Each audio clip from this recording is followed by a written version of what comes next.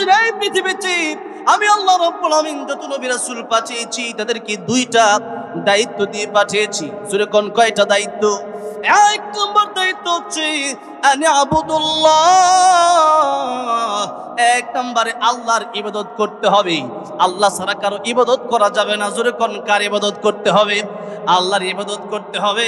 দুই নম্বর আল্লাহ কয় ওয়াজতানিবুত তাগুত, তাগুত বর্জন করতে হবে। আমরা অনেকে মনে করি যে আল্লাহর ইবাদত তো করতেছি, আর আমাদের নেতা যেহেতু কিছু আজকে নামাজটা পড়ার দরকার নাই, আজকে নামাজটা বললাম না। কি হয়েছে? এই কি যে হয়েছে কম, এইটার আমি কোরআন হাদিসের সাথে চলে। সাপে আর ব্যাঙ, এটা একটা গল্প আর কি, শুরু 1 মিনিট করে দিই। সাপ আর ব্যাঙে যাইতেছে এক জায়গায়। ব্যাঙে কয় কিরে তুই এই সাপ এত তেরা বেড়া করিস, সোজা চলতারস না? সাপে কয় আমি তেরা বেড়া চলবো, এটা আমার স্বাধীনতা, তোর কি? একটু পরে জনগণের সামনে ব্যাঙও পড়ছে, সাপও পড়ছে। জনগণ ব্যাঙ মারে নাই, সাপ তেরা মেরা চলছে, তোর মাইরা এটা সোজা করে ফালায় থুয়ে দিছে এক জায়গায়। ব্যাঙে কয় তো সোজা হইলি, মরার পরে সোজা হইলি, মরার আগে সোজা হইলি না, মরার আগে তেরামি করছে, তোর সোজা তো ওই সুতি, মরার পরে খেলি কইলি, আগে হইতে তোরে মারতো না। আল্লাহ তো দেখেন, অনেকে কোরআন হাদিস নিয়ে কথা বলে যায়, এই তো মানি, আমরা তো নামাজ পড়ি, খালি একটু জিহাদটা বাদ দিলেও হয় না? হুজুর জঙ্গিবাদীটা জঙ্গিবাদী কি লিগা? কয় যে আপনারা কি বলেন, যুদ্ধের ময়দানে কি যুদ্ধ করবে, এটা কি জঙ্গি না? আরে যুদ্ধ করবো মানে একটা দেশের কি পুলিশ নাই, সেনাবাহিনী নাই, হ্যাঁ বিডিআর বিজিবি আছে না নাই? অনেক পুলিশ মনে করেন গুলি একটা লেখার রয়েছে, কামান লেখার রয়েছে, পল্টন মুড়ে মিছিল হইব, মিটিং হইব কাদিয়ানির বিরুদ্ধে, পুলিশ কারণ রয়েছে, যদি বিশৃঙ্খলা হয় তাহলে মেরে দিব। যেরকম ঠিক না? ঠিক। এখন কেউ যদি কয় পুলিশের হাতে গুলি কেন, এটা তো পুলিশ না, এটা জঙ্গি। আপনি কবেন যে কেন জঙ্গি বলছেন আপনি? এটা পুলিশ, সে তো শৃঙ্খলা নিরাপত্তা দেবে, তার গুলি থাকবে কেন? তখন সরকার বলবে না, তার হাতে গুলি মানুষকে মারার জন্য নয়, বরং চোর ডাকাত বিশৃঙ্খল উচ্ছৃঙ্খলা লোক যারা, এদের ঠ্যাঙ্গ মারার লেগে। যেরকম ঠিক না? এরা উচ্ছৃঙ্খল করলে পরে দেশের সমস্যা হবে।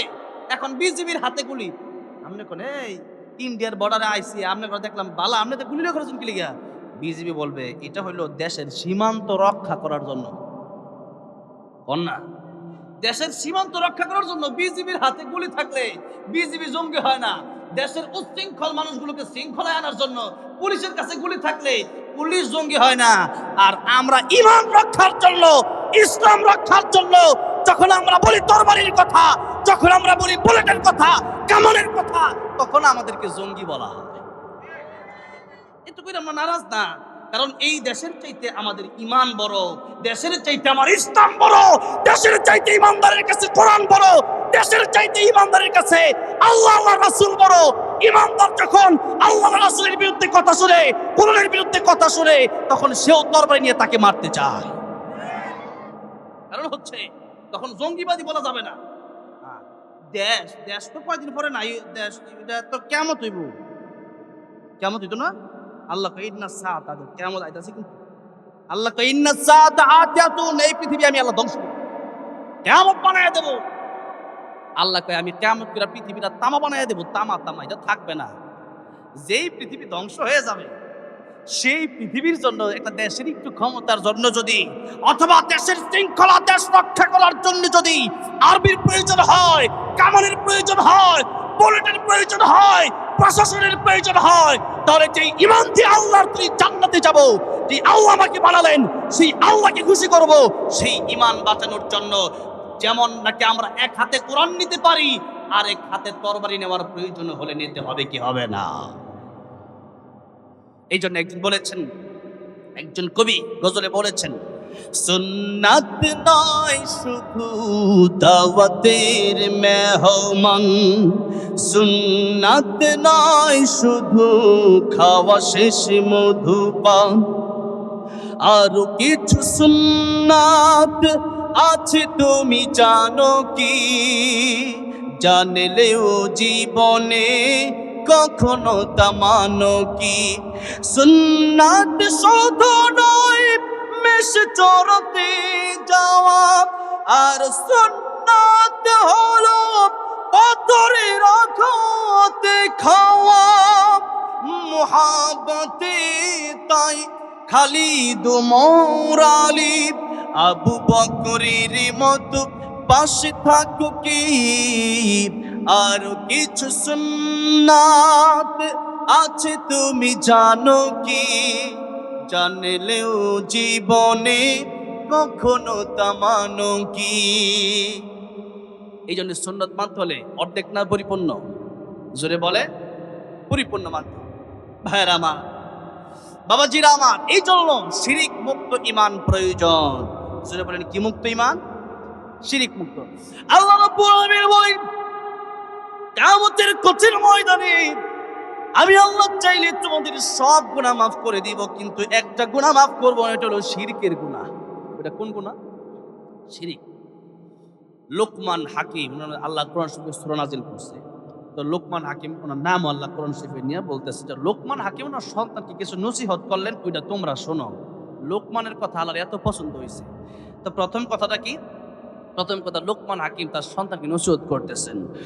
وَإِذْ قَالَ لُقْمَانُ لِابْنِهِ وَهُوَ يَعِظُهُ يَا بُنَيَّ لَا تُشْرِكْ بِاللَّهِ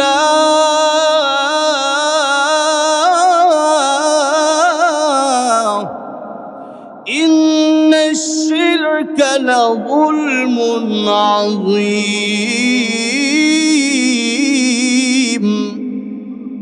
লোকমান হাকিম ওনার সন্তান বললেন, ও সন্তান, শিরিক করিও না। এই দুনিয়ার সবচেয়ে বড় গুনাহ নাম হচ্ছে শিরিক। শিরিকটা কেন সবচেয়ে বড় গুনাহ? কারণ হচ্ছে আল্লাহর সমকক্ষ কাউকে মনে করা, আল্লাহর আইন বাদ দিয়ে, আল্লাহর পূজা বাদ দিয়ে অন্য কারো পূজা করে আল্লাহ বরদাস্ত করতে পারে না। একটা স্বামী যখন তার স্ত্রীকে বিয়ে করলো, দেনমোহর দিয়ে বিয়ে করলো, এরপরে স্ত্রী যদি কয় রাগ করে বসে থাকে, স্বামী বললো কেন রাগ করছো? আমার যেটা শাড়ি দরকার, খুব পছন্দ ছিল, তুমি কি দিবা? আপনি বলেন দিব না মানে তুমি আমার একমাত্র স্ত্রী, তোমাকে আমি অনেক ভালোবাসি, স্বামী তোমাকে স্ত্রী শাড়ি দিব, খুশি। আরেকদিন বাইর গেছে, গাল ফুলা বই রয়েছে, আপনি বলেন কি হয়েছে? একটা স্বর্ণের চেইন লাগবে। আপনি বললেন ঠিক আছে, টাকা পয়সা বেশি নাই তো, ঠিক দিব মনে একটা কিন না, তোর কাছে দেখি। এরপরে আরেকদিন বাড়িতে গেছেন, আবার গাল ফুলা বলতে, আপনি বললেন যে প্রতিদিন গাল ফুলা না বই তোকে কইতারো না, কি হয়েছে? হ্যাঁ, কয় যে আসলে আজকে যে একটা আবদার, এটা আসলে কেমনে যে কই। আপনি কি হয়েছে কও না? কয় যে দেখেন, টাঙ্গাইল দলাপাড়া তো গাড়াইলের একটা ছেলে আমার খুব পছন্দ, তো এই ছেলেটার সাথে একদিনের জন্য একটু আমি গাজীপুর সাফারি পার্কে ঘুরে আসতে চাই।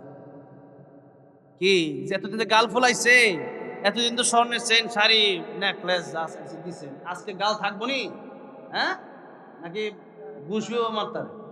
কি কইলি না? হ্যাঁ, একজন স্বামী তার স্ত্রী আরেকটা ছেলের সাথে পরকিয়া করবে, আরেকটা ছেলের সাথে যাবে গা, আরেকটা ছেলের সাথে গিয়ে পার্কে করবে।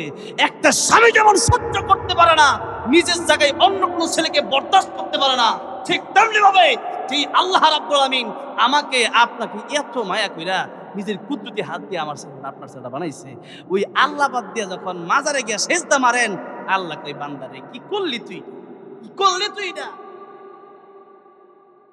আহা, এরপরে যখন হিন্দুরা কাফেররা যখন এই মূর্তিরে গিয়ে সেজদা দেয়, আল্লাহ কয় আহারে তোরে আমি বানাইলাম, এই মাটি তো আমি বানাইছিলাম, তুই সেজদা দেস।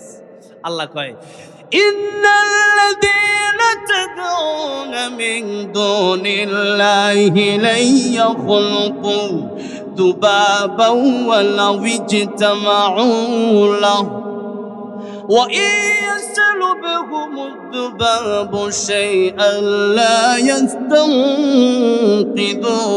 مِنْهُ ضَعْفَ الطَّالِبِ وَالْمَطْلُوبِ।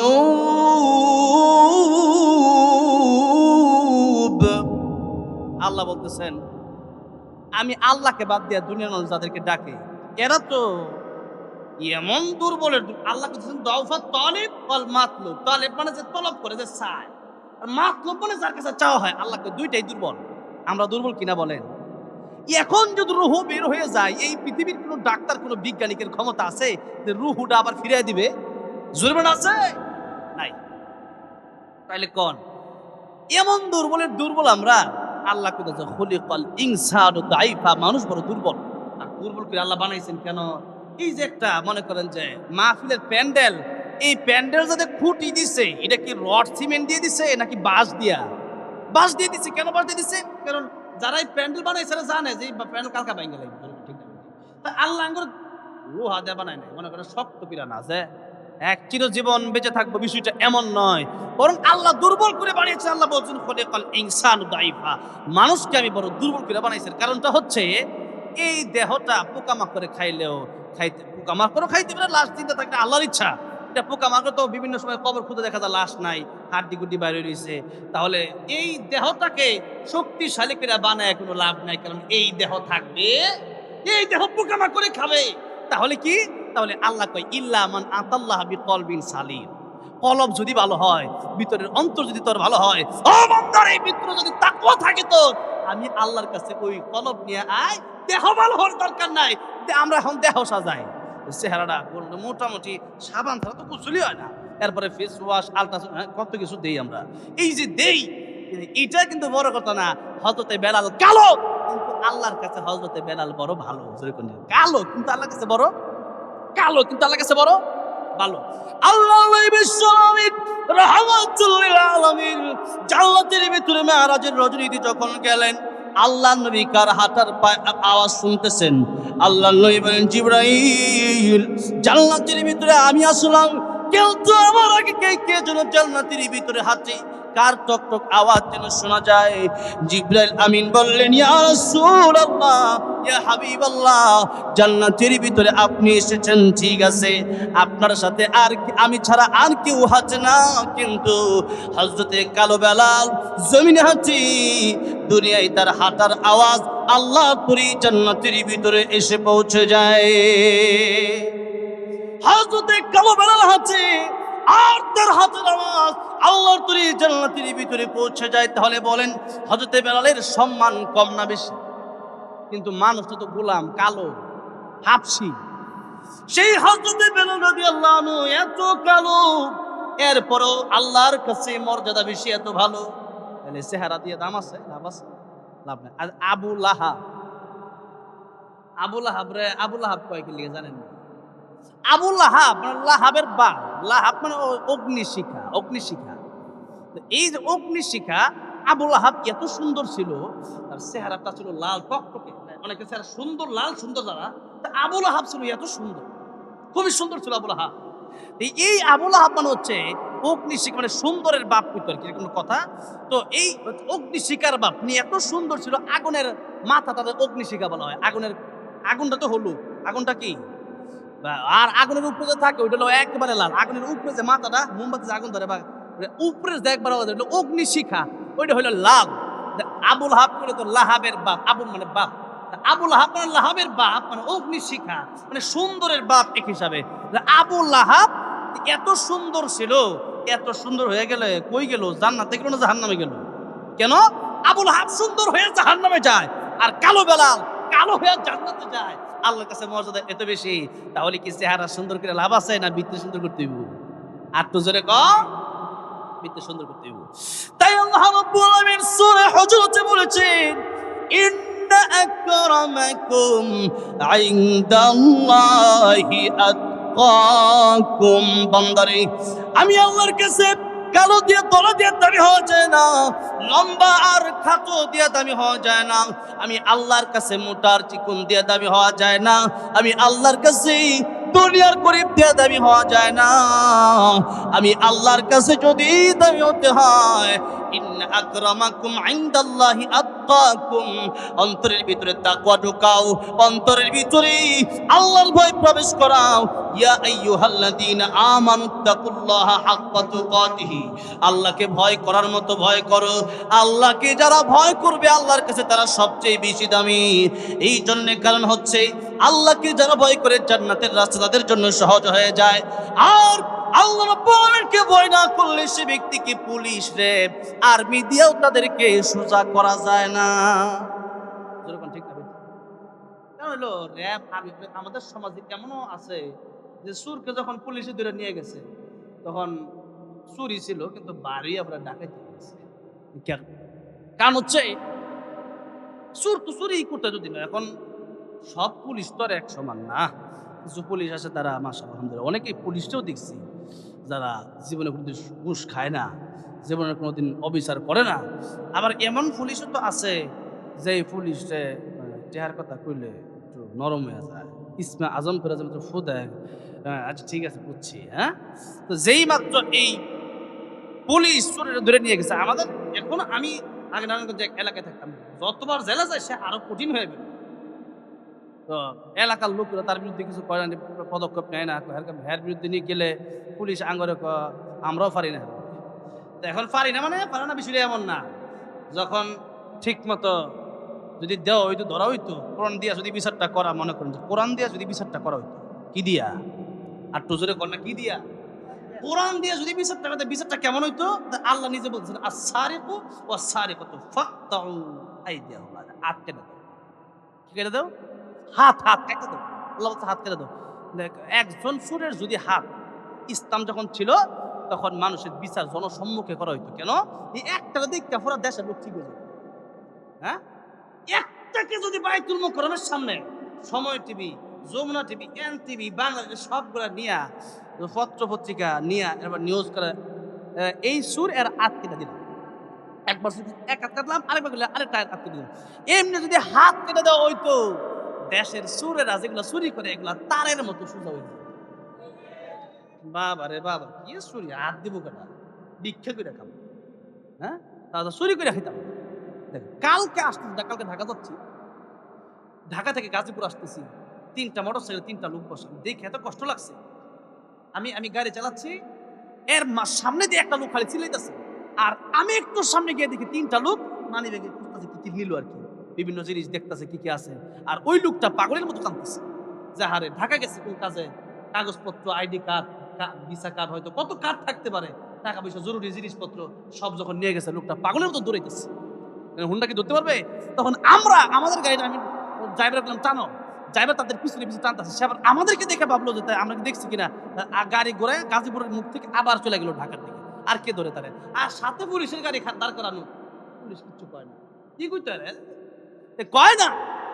এখন ওই বিচারটা যদি তার ঠিক মতো পুলিশ যদি তার পিছনে দৌড়ান একটা ধরা দিত, এরপরে যদি তার দাঁড় করে যদি তার হাতটাদের জনসমস্যা কেটে দিত, আল্লাহর যে আইন, কোরআনের যে বিচার, সারিকু ওয়াস-সারিকাতু ফাকতাউ আইদিয়াহুমা, আল্লাহকে চুরি করে হাত কেটে দেয়। ওইভাবে হাত কাটলে পরে দেখা গেছে ওই হাত কাটার ভয়ে আর চুরি করতে হবে। এখন কেন করে? এখন করে যে আর চুরি করলে এই দেশে সবচেয়ে জেল কম হইলো সুরের দেশ জেল হইলো 2 দিন 3 দিন, একদিন পরেও বাইরে যা চিন্তা করে এইটা রাইটটা কি করবো মানে, আটটা যদি কেটে দেওয়া হইতো তাহলে আর জীবনে চুরি করতে পারতো। আর কি দা চুরি করবো? আতিথ্য নাই, চুরি করবো কি দার খাবা মেয়েরা নিতে কালকে নিচে, এই নেওয়া নিতে পারতো? পারতো না, হাত নাই। দেখেন এই যদি হয় অবস্থা, তাহলে আল্লাহর কোরআনের বিচার ব্যবস্থা দরকার আছে না নাই? আল্লাহ কবুল করেন, যেরকম আমিন। হ্যাঁ আমার বাবাজিরা, আমার যে কথা বলতেছিলাম, আল্লাহর দুনিয়ায় আল্লাহর বিচার কায়েম করার জন্য আমাদের চেষ্টা ঐক্যবদ্ধ হতে হবে, ঠিক না ঠিক জোরে কোন। এবার আসুন, শিরিক মুক্ত ঈমান আমাদের লাগবে, তাহলে আল্লাহকে তোমাদের সাথে আমি জান্নাতে দেখা দেব। এবার আল্লাহ রাব্বুল আমিন বলতেছেন, ও দুনিয়ার মানুষেরা, তোমরা আমি আল্লাহ তোমাদের সাথে দেখা যে করবো, তোমাকে সালাম দিব, কোরআন তেলাওয়াত শোনাবো, ওইটা জান্নাতে আসলে পরে। আর আল্লাহ রাব্বুল আমিন জান্নাতে যাওয়ার পরে সূরা রহমানটা তিলাওয়াত করে শোনাবেন। আর জান্নাতীদেরকে আল্লাহ রাব্বুল আমিন যখন জিজ্ঞাসা করবেন, ও জান্নাতীরা তোমাদের আর কি কি বাকি আছে, তখন উলামায়ে কেরাম, আল্লাহর ওলিরা তখন বলল, আল্লাহ জান্নাত ও দোজখ সে ইয়া রব কিয়া করো আরজু হ্যায় মে তুঝসে দেখা। আল্লাহ জান্নাতে আইসা বাড়ি পাইছি, গাড়ি পাইছি, আল্লাহ নারী পাইছি, এটা দুনিয়াতে ছিল। রাতের বেলা তাহাজ্জুদ করছিলাম, ঠান্ডা পানি দিয়ে ওযু বানাইছিলাম, জান্নাত দেওয়ার জন্য নাই, শুধু আল্লাহ তোমার প্রেমে পইরা তাহাজ্জুদ করছিলাম, তোমারে পাওয়ার জন্য। যখন আল্লাহু আকবার, আল্লাহ তোমার দেখতেছে, আল্লাহকে এবার আমি তোমাদেরকে দেখা দিব, দারুস সালাম যে জান্নাতটা আছে, ওই জান্নাতে আল্লাহ কোরআনের একটা মাহফিল করবেন। সুবহানাল্লাহ। মাহফিলটা আসলে মানে চেয়ার বেশি তো, এখন পুরাটা আর কটা চেয়ার দিলে তো আরো সুন্দর হইতো। তাইলে দেখা গেছে এটা খারাপ কইতাছি না আর কি, চেয়ার তো আনা হয়েছে, চেয়ার দিলে সুন্দর হইতো, খারাপ হইতো। যে কয়জন বইয়ে রয়েছে তো অল্প কয়জন, আর মানে চেয়ারে তো বেশি রয়েছে বেশি মানুষ, তাহলে আর মনে করেন যে 200 চেয়ার আনলেই সুন্দর হয়ে যেত। তাহলে যাই হোক, আগামীতে যদি চেয়ার আনেন তাহলে একটু বাড়াই আনি, তাহলে সুন্দর হইব। কারণ অনেকে চেয়ারে বসে আর নিচে বসে উঠতেছে, তার আগে থেকে পরিবেশটা একটু কেমন জানি। তাহলে যাই হোক, আপনাদের কি কষ্ট হইতেছে? হ্যাঁ, আর 1 ঘন্টা দেওয়া যাবে না ইনশাল্লাহ? 12টা পর্যন্ত শেষ করে দিন, 12টার আগে ইনশাল্লাহ। 12টা পার করতাম না, আমার 11:30 পর্যন্ত কথা। তারপর টাঙ্গাইল আইছে, তা আমার এটা টাঙ্গাইলতে কালকার আগের দিন মাহফিল ছিল কক্সবাজার। কই কক্সবাজার যাইতে আর আইতে জীবন 900 কিলোমিটার, মানে যাওয়া মিল 900 কিলোমিটার, এত দূরে মাহফিল। তো সেখানে গিয়া মনে করেন না ওই নির্দিষ্ট টাইমে করি, কারণ আবার সেই ঢাকা যাওয়া লাগবে। কিন্তু এনে তো গাজীপুর তো টাঙ্গাইল আইছে, এনে যদি আমি কিপটামি করি তাহলে হইব? কালকেও টাঙ্গাইল মাহফিল, কালকে হলো সখীপুর। টাঙ্গাইল আর কিপটামি টিপটামি নেই, টাঙ্গাইলে যতক্ষণ করুন চাল্লা দেখি, কারণ এনতে ভাই যাবো, এনতে এনো খালি যাবো গাড়ি তো উঠতে উঠতে দেখতে দেখতে যাবো গা, যেরকম ঠিক না বেটি। আর বাইকে তো আমার ভাই থাইকেই জানাস ঠিক আছে। আমি কই না জায়গা মাদ্রাসা আছে, আবার ছাত্রদেরকে সময় দেওয়া লাগে একটু, তাদেরকে আমরা জন্য না আবার আগে আবার এখন একটু মস্ক করা যায়। যে দেখুন সূরা রহমান আল্লাহ জান্নাত তেলাওয়াত করবে দারুস সালামে, দাউদ আলাইহিস সালাম বিশেষ থাকবে। অনেক লম্বা ঘটনা, সেদিকে যাবো না আজকে, একটু মূল কথাগুলো ঢুকে যাবো, অনেক সময় চলে যাচ্ছে, কারণ কথা কইতে মজা লাগতেছে আর কি, কথাটা বোঝেন নাই।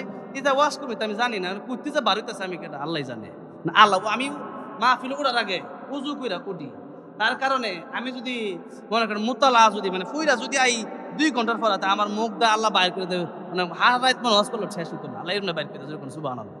উজু কইরা আই তো আল্লাহ বরকত দিয়ে দেয়। তো এবার আসুন, বক্তারা ও যারা উজু করে উঠে খুব বরকত হয় কথা কইতে, মানে গেছে উজু ছাড়াই ওয়াজ করে, এমন বক্তা আছে উজু নাই গোসল নাই ওয়াজ করতেছে, এইটা আবার পছন্দ না। কিন্তু যাই হোক, সামনের দিকে যাই, জান্নাতে যাওয়ার পরে আল্লাহর দিদার আমরা চাই কি চাই না? জোরে কোন চাই কি চাই না? কেমনে আল্লাহর দিদার চাই?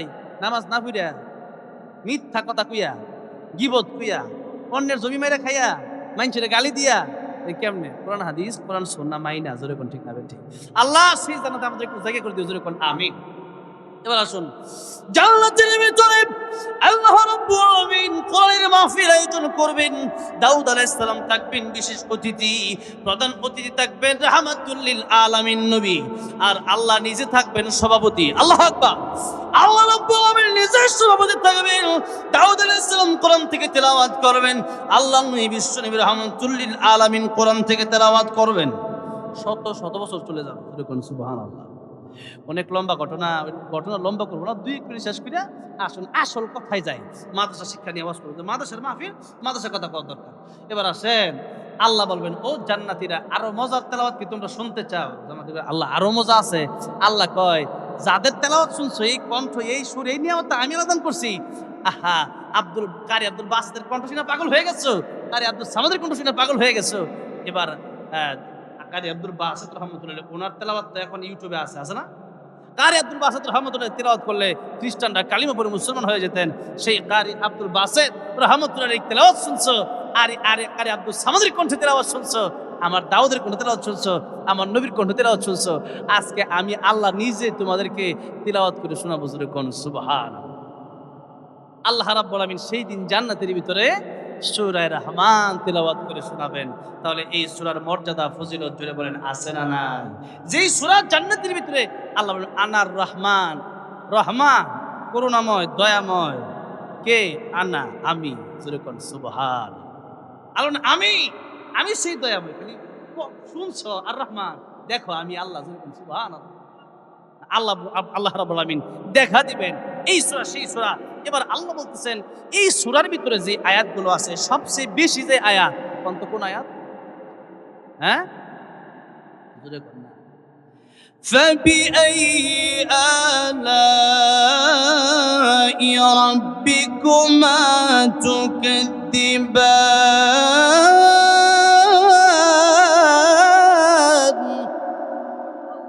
আল্লাহ কয় কোন কোন নিয়ামত আমার অস্বীকার করবে? আছে কোন অস্বীকার করার?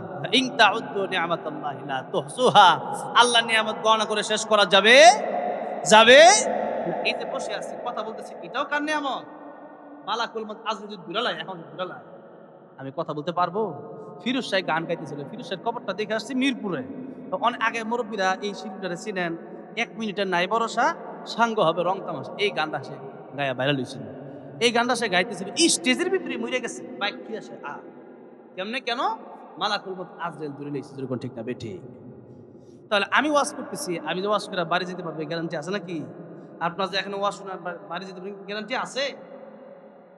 আল্লাহর বিশ্ব নবী রাহমাতুল লিল আলামিন বলেন, ও সাহাবীরা, তোমরা কতক্ষণ জীবনের ক্লান্তি দিতে পারবে? সাহাবীরা কয়, ইয়া রাসূলুল্লাহ, মাগরিব থেকে আসর পর্যন্ত বাঁচবো কিনা তাই জানি না। একজন কয়, ইয়া রাসূলুল্লাহ, 1 ঘন্টা বাঁচে থাকা কঠিন। একজন কয়, ইয়া রাসূলুল্লাহ, আজকে রাইতে বাইচে আছি, কালকে বাইচে থাকা কঠিন। আল্লাহর বিশ্ব নবী রাহমাতুল লিল আলামিন বলেন, সাহাবীরা রে, তোমরা কেউ 1 ঘন্টা, কেউ 1 ওয়াক্ত নামাজ, কেউ একদিন গ্যারান্টি দিতে চাচ্ছ, কিন্তু ভালো করে শোনো, আমি রাহমাতুল লিল আলামিন, আমি নবীর গায়ে মালাকুল মউত যদি আমার কাছে এসে আমার জান কবজ করতে চায়, আমার কাছ থেকে অনুমতি নেওয়া লাগবে। একটু কিছু বলছিলাম, নবীর কাছে অনুমতি নিয়েছিল কিনা? আমি নবীর কাছে অনুমতি নেওয়ার প্রয়োজন আছে। আমি নবী যে ঘোষণা দিচ্ছি, নামাজের পরে ডান দিকে সালাম ফিরায়া বাম দিকে সালাম ফিরাবো, এই গ্যারান্টি আমি বিশ্ব নবীও তোমাদেরকে দিতে পারি না। আল্লাহু আকবার। নামাজের পরে ডান দিকে সালাম ফিরায়া বাম দিকে সালাম ফিরাবো, এই গ্যারান্টি আমি নবী, আমি রাহমাতুল লিল আলামিন, আল্লাহ কয় আমি রব্বুল আলামিন। একই শব্দ আল্লাহ নিজের ব্যাপারেও যে শব্দ ব্যবহার করছে, নবীর ব্যাপারেও আল্লাহ সেই শব্দ ব্যবহার করছে। আল্লাহ নিজের ব্যাপারে আলহামদুলিল্লাহি রব্বিল, আল্লাহ হচ্ছে সমস্ত জগতের রব। আর আল্লাহ কয় আমি যত জগতের রব, তত জগতের জন্যই রহমত আমার নবী।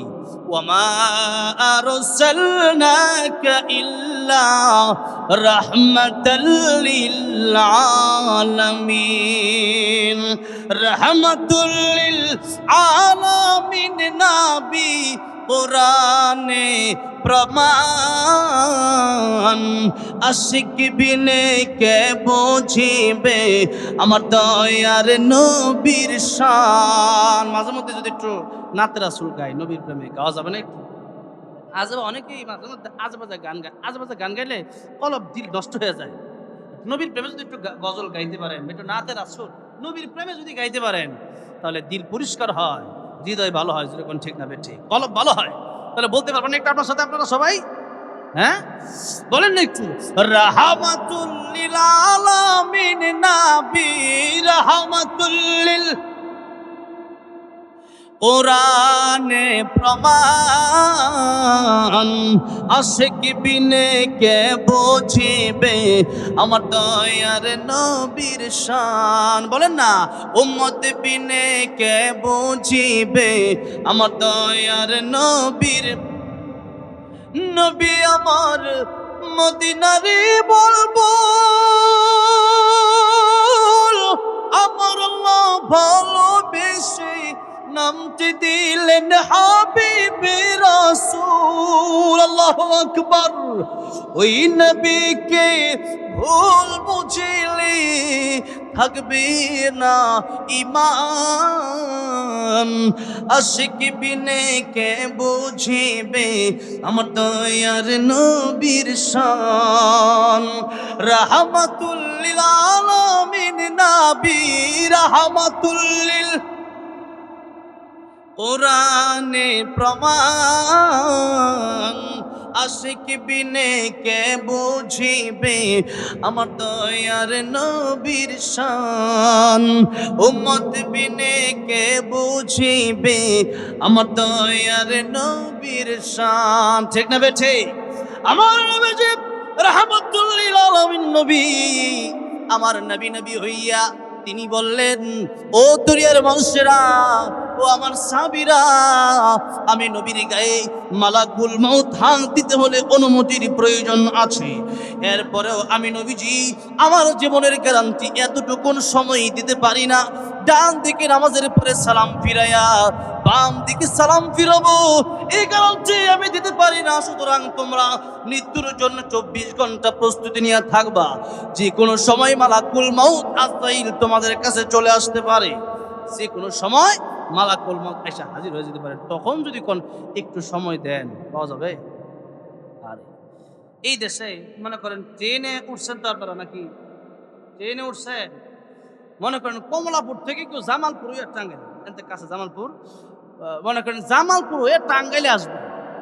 তো এখন যেই মাত্র এয়ারপোর্ট আসছে, এমনি ট্রেন আসে না। ট্রেন তো এটা আমাদের দেশে একটা কথার কথা শুনছি আর কি, যে একদিন নাকি ট্রেন আসছে 10টায় ঠিক টাইমে।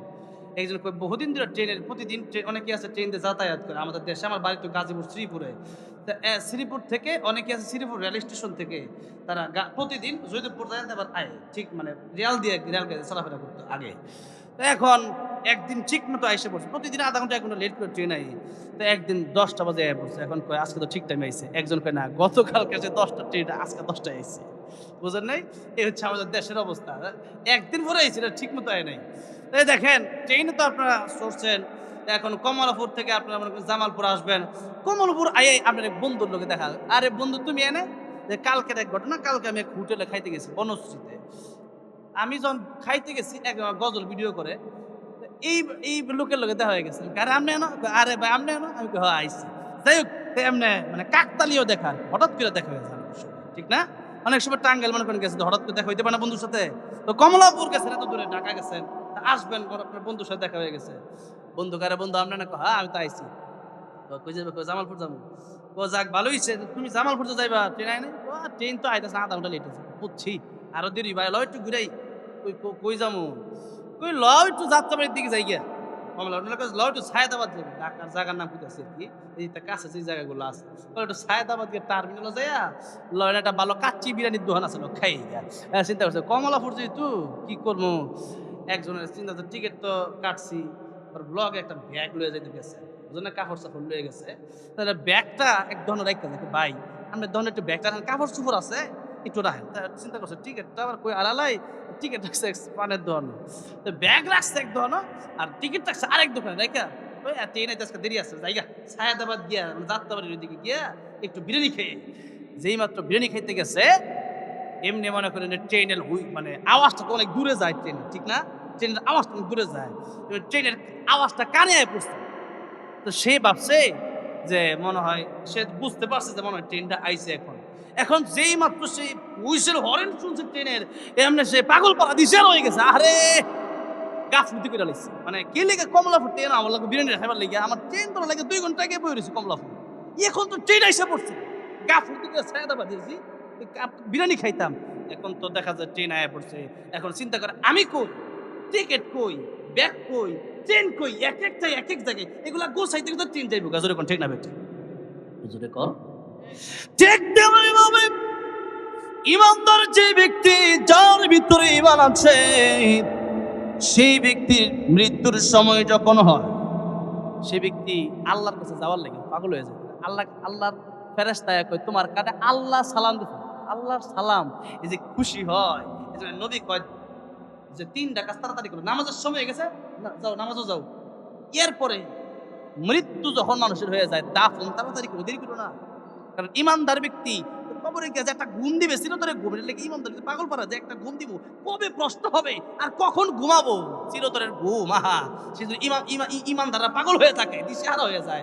নবী কইছে তাড়াতাড়ি দাফন, তাড়াতাড়ি দাফন করো, আর বিয়ের সময় তাড়াতাড়ি বিয়া করো।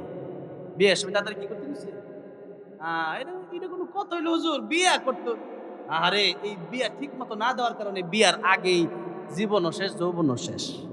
আর তো জোরে কর, আহারে এই দেশে এত জিনা এখন তুই কল্পনাও করতে পারবেন না। পতিতালয় দিয়ে দেশটা ভরে গেছে, এখন এত জেনা হয়। এই যে জিনার দায়ভার কে নিবে? এই জন্য সময় যদি হয়, মোট অবস্থা যদি ভালো থাকে, বিয়ে করা দেয়। ভাইয়ারা আমার, বাবাজিরা আমার, বলতেছিলাম যে মৃত্যুর প্রস্তুতি 24 ঘন্টা নিয়ে রাখতে হবে এমন না আগামী শুক্রবারে ভালো হয়ে যাবো, আগামী রমজান মাসটা 3-4 মাস আছে, তো রমজান আইলে একবারে এমন টুপি পরমো, একবারে মসজিদ বাড়িতাম। বিষয়টা এমন নয়, এখন থেকে প্রস্তুতি নিতে হবে, কারণ আপনাকে কালকের গ্যারান্টি দেওয়া হয়। যে নবী বলতেছেন আমি ডাইন দিকে সালাম ফিরাই নামাজের পরে, বাম দিকে সালাম ফিরাতে পারি কিনা এই গ্যারান্টি নাই, দিতে পারবো না। তাহলে আমি আর আপনি কে জীবনের গ্যারান্টি দেওয়া সম্ভব না। তাহলে যে কোনো সময় আপনার আমার মরণ হয়ে যেতে পারে, আর ওই মৃত্যুটা যদি ভালো হয়ে যায়, আল কবর রাউযাতুম মির রিয়াজিল জান্নাহ, কবর জান্নাতের বাগান। উসমান রাদিয়াল্লাহু আনহু কবরের পাশে যখন যেতেন, উসমান রাদিয়াল্লাহু আনহু কাঁদতেন, দাড়িগুলা ভিজিয়ে দিতেন। লোকেরা জিজ্ঞাসা করতেন, উসমান আপনি কবরের পাশে এসে কেন কান্দেন? নবী জান্নাত জাহান্নামের ওয়াজের সময় তো এত কান্দেন না। উসমান রাদিয়াল্লাহু আনহু বলে, ও দুনিয়াবাসী, আমি কবরের সামনে এসে কাঁদি এই জন্য, আল্লাহর নবী বিশ্বনবী বলেছেন এই কবর হচ্ছে মানুষের প্রথম ঘাঁটি। কবর যার সুন্দর হয়ে যাবে, পুলসিরাত সুন্দর হয়ে যাবে, মিজান সুন্দর হয়ে যাবে, জান্নাতে চলে যাবে। আর কবর যার সুন্দর হবে না, এই কবর থেকে শাস্তি শুরু হয়ে যাবে। কবর জাহান্নামের আগুন যার জন্য জাহান্নামের গর্ত হয়ে যাবে। হাসরে বিপদে পড়ে যাবে, মিজানে বিপদে পড়ে যাবে, পুলসিরাতে বিপদে পড়ে যাবে। এই জন্য কিয়ামতের ময়দানে জাহান্নামের আগুন তার ভোগ করতে হবে। এই জন্য কবর যার জন্য সুন্দর হয়ে যাবে, তার জন্য জান্নাত যাওয়াটা সহজ হয়ে যাবে। আর কবর যার জন্য সুন্দর হবে না, জান্নাতে যাওয়া সহজ হবে। তা আমি উসমান চিন্তা করি আমার কবরে কি হবে, পরের ঘাটি, কিন্তু প্রথম ঘাটি আমার কি হবে, এই চিন্তায় আমি অথচ উসমান রাদিয়াল্লাহু আনহুকে জান্নাতের টিকেট দেওয়া হয়েছে, দুনিয়া থাকা অবস্থায় জান্নাতের সার্টিফিকেট দেওয়া হয়েছে। এরপরে উসমানের কান্দে যে আল্লাহ জান্নাতের সার্টিফিকেট দিছে, আমার কোনো আমলের কারণে যদি ওই আল্লাহ জান্নাতের সার্টিফিকেট দেওয়ার যদি কয় তোর কাটতে দিচ্ছে সার্টিফিকেট, যদি কোন ঠিক না বে ঠিক।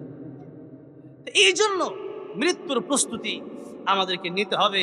এই যে নিয়ামত আল্লাহ আমাদেরকে দান করলেন, এই যে ঈমান দিলেন, এই যে জীবন দিলেন, এটা কি নিয়ামত নয়?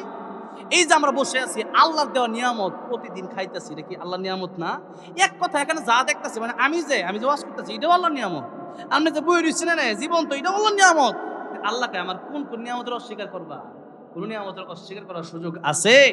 তা আল্লাহ বলতেছে তোমাদেরকে আমি অনেক নিয়ামত দিছি, তবে শুনে রাখো যে আল্লাহ রাব্বুল আলামিন আমি যে তোমাদেরকে কত নিয়ামত দিলাম, এর ভিতরে আল্লাহ সূরা রহমানের প্রথমে যে নিয়ামতের কথা কইলেন, আল্লাহকে ওইটাই সবচেয়ে বড় নিয়ামত। ওইটা কি সবচেয়ে বড়? ওই নিয়ামতের নাম হলো কোরআন শরীফ। জোরে করে, ওই নিয়ামতের নাম কি? আর মাত্র আধা ঘন্টা আল্লাহ রাব্বুল আলামিন বলতেছেন, আর রহমানু আল্লামাল কুরআন,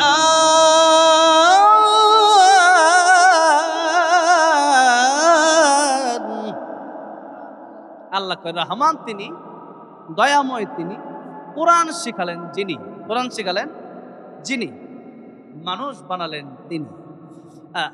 খালাকাল ইনসান, আল্লাহ বলেন আল্লামাল কুরআন খালাকাল ইনসান। আল্লাহ কয় আমি আল্লাহ দয়াময়, আমি আল্লাহ কোরআন শিখাইলাম, আমি আল্লাহ মানুষ বানাইলাম।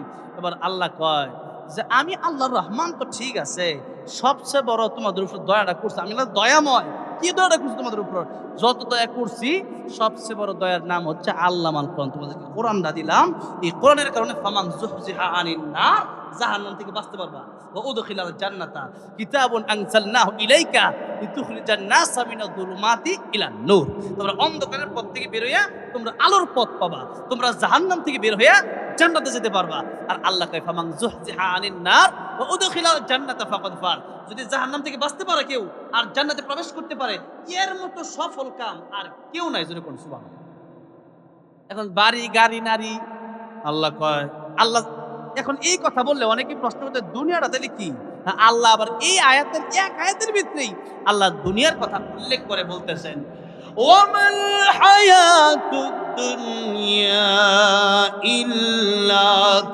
ইল্লা মাতাউল গুরুর।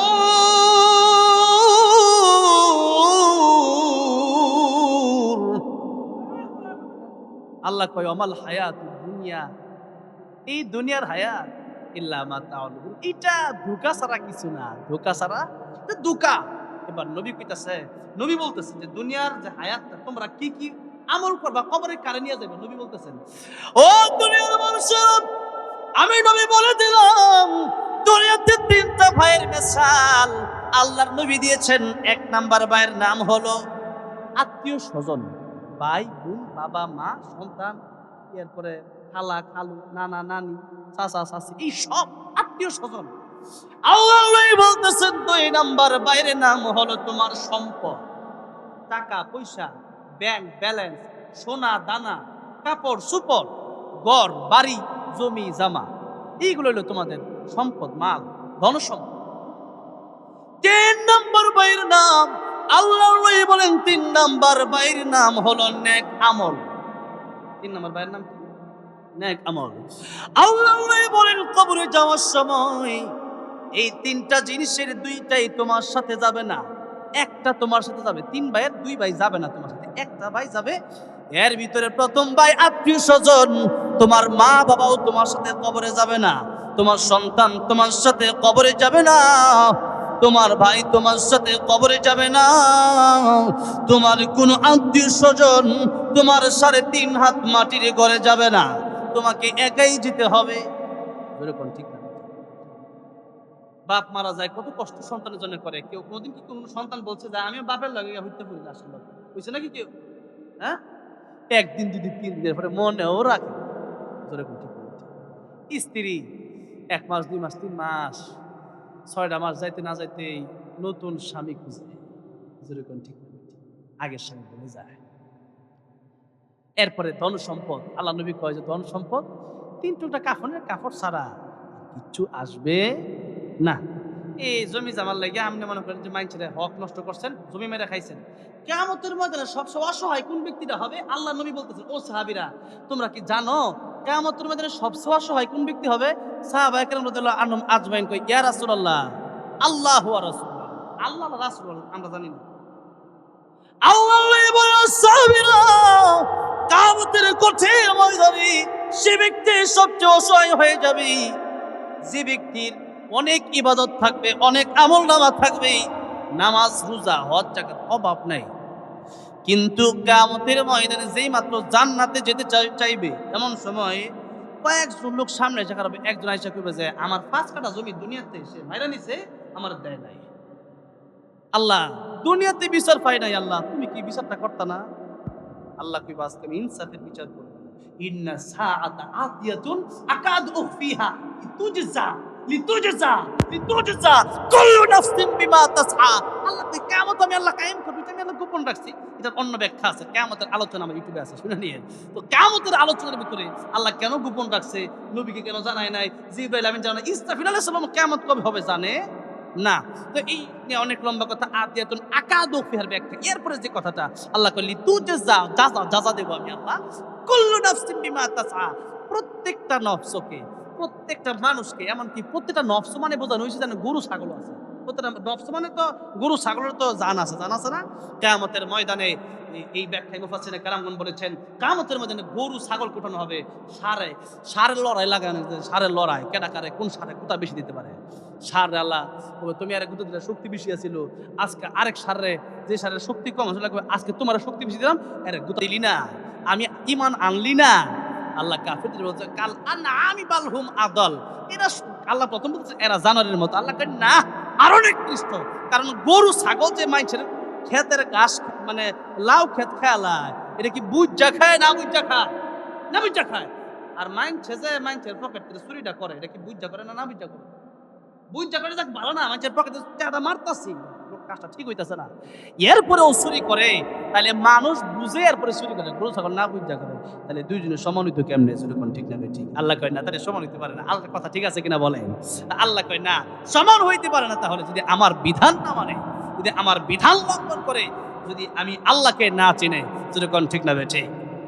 ভাইরা আমার, বাবাজিরা আমার, তাহলে আসুন আল্লাহ বলতেছেন, ও দুনিয়ার মানুষেরা, আমি আল্লাহ যত দয়া করলাম, আমি আল্লাহ তোমাদেরকে সবচেয়ে বড় দয়া করলাম তোমাদের উপর কোরআন শরীফ দিয়া।